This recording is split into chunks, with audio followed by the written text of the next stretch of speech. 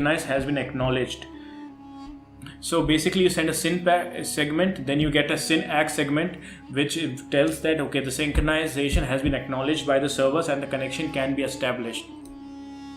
Now you move on to the third step, in which once the sync ACK has been sent back to the server A, then it will send an acknowledgement that okay, it has received the SYN ACK, and let's complete the communication right now.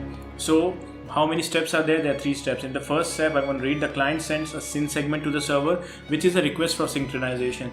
The synchronization is required in order for the data to be transmitted between the client and the server. Without the first step, no data can be transmitted. This message is required for client to open up the connection from the server so that it can get the data.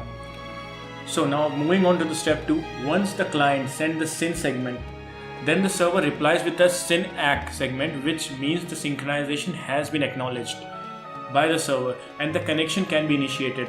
In simple terms, this segment is sent when the server acknowledges the client connection request so that the connection is open and the data can be transmitted. Now moving on to the last step, the step 3. Once the server sends the SYN ACK in the second step, as we know, the client sends ACK segment, which means acknowledgement, which means that the client has acknowledged the request. This step is for establishing the connection between the client and the server, and boom, your connection has been established and start sharing the information, start sharing the data. See, the data is shared in a very complex way, which if I'm going to start explaining right now will take maybe 1 hour.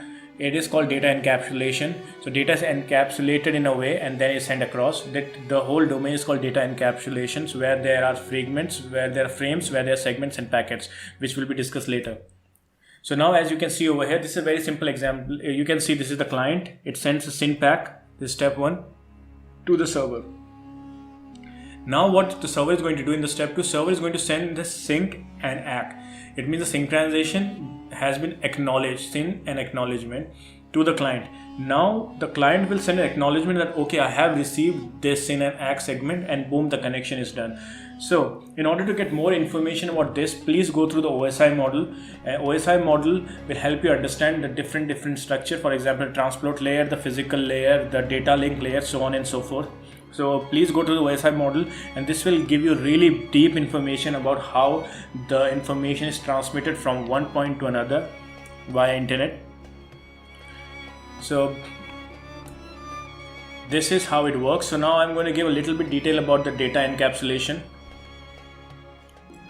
So as I've told you earlier, like how this data is transmitted, definitely it will be segmented in a certain form, it will be presented in a certain form and then sent so that you can maintain the consistency of it.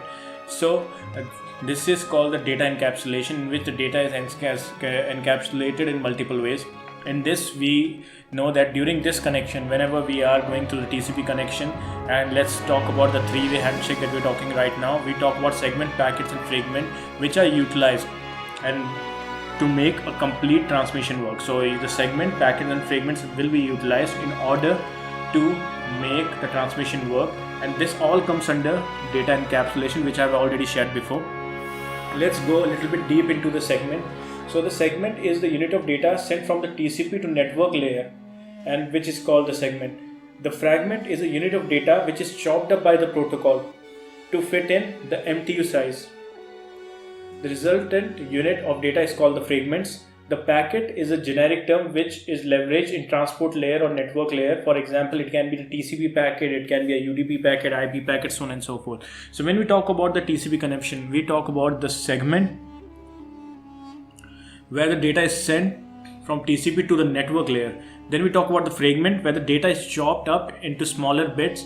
By bits I don't mean the bit or the bytes, by mean smaller bits means like smaller chunks we can say, and so that it can fit the MTU size. Everything has an MTU size, so that it doesn't exceed the MTU size.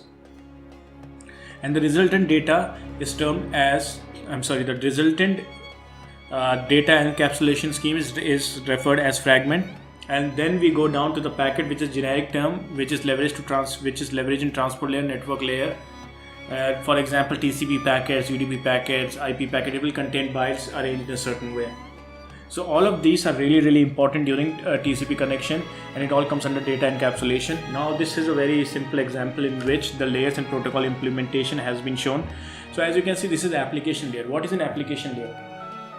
For example, your browser. Your browser will communicate through the application layer, and in the application layer you can see there's telnet, there's file transfer protocol, HTTP, HTTPS, etc. comes to the application layer. After the application layer comes a transport layer. How the data that has been stored in the application or been shared in the application layer will be transported, which is done by TCP and UDP. TCP, Transmission Control Protocol. UDP is datagram protocol, unified datagram protocol, and TCP is leveraged a lot of times, UDP is leveraged a lot of time, totally based on the content. For example, if you are rendering a web page, TCP is leveraged. For example, you're watching a video, audio streaming, UDP is leveraged. And then that comes to network layer, where we talk about the IP and the ICMP.